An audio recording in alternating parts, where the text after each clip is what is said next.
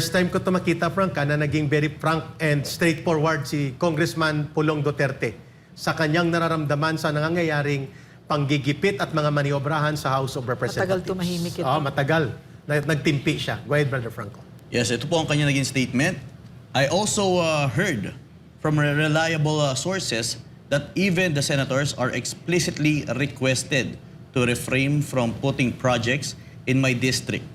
Hindi ako luluhod sa inyo para mabigyan ng proyekto, lalo na at may 30% pang kinukuha ang isang peking Panginoon.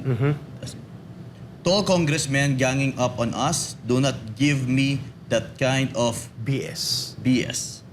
Because I will not starve to death if you take my budget away. Ang kawawa is yung mga Dabawenyos na bumoto kay PBBM. So ibig sabihin, kinukumpirma ni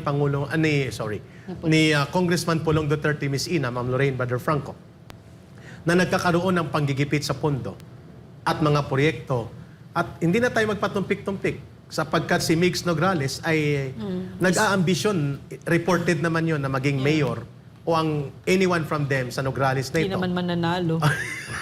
Isa pa yun. Pero una niyang tinanggihan Oo, hindi at naman daw siya tatanggap. hindi nga siya minention ni Congressman Pulong Duterte.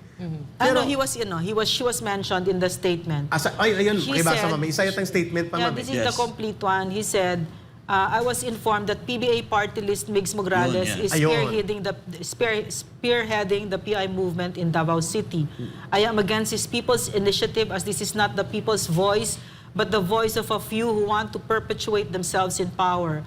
I would also like to inform all Dabaweños, most especially in my district, that the House leadership has taken out 2 billion from your NEP budget for the district and left only a measly 500 million for Dabaweños this year. To all congressmen ganging up on us, do not give me that kind of BS because I will not starve to death if you take my budget away. Ang kawawa is yung mga Dabaweños na bumoto kay PBBM. I also heard from reliable sources that even the senators are explicitly requested to refrain from putting projects in my district. Hindi ako luluhod sa inyo para mabigyan ng proyekto, lalo na at may 30% pang kinukuha ang isang peking Panginoon. Again, ang kawawa ay ang mahal kong mga Dabaweño. I have kept my silence all through these months since I do not want my constituents to suffer from the dirty politics in the House of Representatives. To all Dabaweños, do not sell your soul for a mere 100 or 10,000 in exchange for your signature. If you want to follow the minions of the person dreaming to be great in Congress to perdition, that is your choice. Ay, nakakabahala yung sinabi ni Congressman Pulong Duterte. 2 billion ang tinanggal sa kanyang district for projects and services. Grabe. Iniwan lang ng kukurampot na 500 million. Sabi niya, hindi ako ang mapiperwisyo nito, kundi ang mamamayan na nangangailangan ng mga serbisyo para sa karagdagang school buildings, roads, water system, electrification at iba pang mga pangangailangan. Mantakin mo 2 billion ang kinuha sa kanyang district. At pinipigilan pa, nilalabi na ang iba pang senador, huwag magbigay ng project sa district niya sa Davao City. Pangalawa, nakakabahala po itong sinasabi niya na pinamumunuan ni Migs Nograles pala itong People's Initiative o anomalya at iskandaluso na tinatawag nating Pirma Campaign, Signature Campaign. At ibinulgar ito ni Congressman Edsel Lagman na ito ay may mga tag 100 or more per individual na pipirma sa panahon na sila'y tinitipon at hindi pinapaliwanagan kung anong layunin, which is makes it more controversial and anomalous and scandalous. Ngayon, may binulgar si Congressman Lagman, ma'am. Mayroon palang inallocate ang bicameral lumabas sa CNN. I-mention na namin.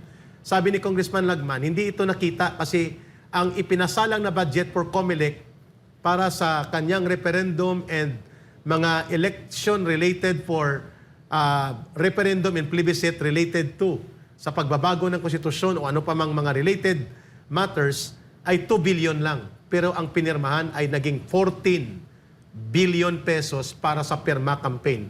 Ang tanong ni Congressman Lagman, thank you, Congressman Lagman. Pag sinabing bicameral po, ito na yung isinumiti nila na version papunta sa Presidente, representative ng Senate at representative ng House of Representatives. Sino po ang may hawak ng 14 billion pesos na ito? na gagamitin sa 2024 para sa mga referendum at plebisito. At ito na nakikita ngayon ng taong bayan na may mga pagpapapirma. At hindi na po itinanggi ito ng kagaya ni Congressman Nograles at ni Congressman Dong Gonzales. Sabi pa nga niya, Brother Franco, na kailangan natin ito sa mga senador, makinig kayo. Ito daw ang boses ng mamamayan para magkaroon na ng economic reforms and changes sa ating saligang batas. Mga palusot na statement ito para lamang i-justify ang kanilang pirma. Ang malaking tanong, alam ba ito ni Pangulong Bongbong Marcos nang pinirmahan niya na may isiningit na 12 billion kaya naging 14 billion ang pondo para sa referendum at mga plebisito. At ito na ngayon ang kanyang hitsura.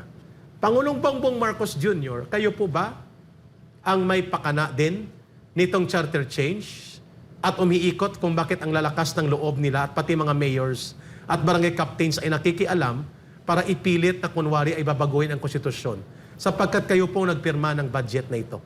Ito yung sinasabi ni SAS nang in-interview natin siya, ma'am. Kailangan magkaroon ng transparency in the approved budget so that the people will know. Ngayon, one of you, thank you so much, Congressman Lagman, for saying na pinatungan ng 12 billion, instead na 2 billion lang, naging 14 billion ang para sa pagpapapirma. Sino ang may hawak nito? COMELEC talaga? COMELEC, are you aware of this? Nagtatanong po ang taong bayan. I am against this people's initiative as this is not the people's voice, but the voice of a few who want to perpetuate themselves in power. I would also like to inform all Dabaweños, most especially in my district, that the House leadership has taken out 2 billion from your NEP budget for the district and left only a measly 500 million for Dabaweños this year. To all congressmen ganging up on us, do not give me that kind of BS because I will not starve to death if you take my budget away. Ang kawawa is yung mga Dabaweños na bumoto kay PBBM. I also heard from reliable sources. Tutol si Davao City Congressman Paulo Pulong Duterte sa sinasabing People's Initiative para isulong ang panukalang charter change. Sa kanyang Facebook post, sinabi ni Congressman Pulong na ang nasabing People's Initiative ay hindi boses ng taong bayan, kundi boses ng ilan na nais manatili sa kapangyarihan. Nanawagan ang kongresista sa mga kapwa niya Dabaweño na huwag ipagbili ang kanilang pirma sa halagang 100 o 10,000 piso. Sa kanyang post, sinabi rin ng mambabatas na mayroong nasa 2 billion pesos ang inalis ng House leadership sa pondo ng mga Dabaweño at tanging nasa 500 million pesos lamang ang budget na natira para sa kanilang distrito ngayong taon. Siniguro ni Congressman Pulong na hindi niya hahayaang magsakripisyo ang kanyang mga constituent sa maruming politika sa House of Representatives. Sa ngayon, wala pang tugon ang liderato ng Kamara hinggil dito.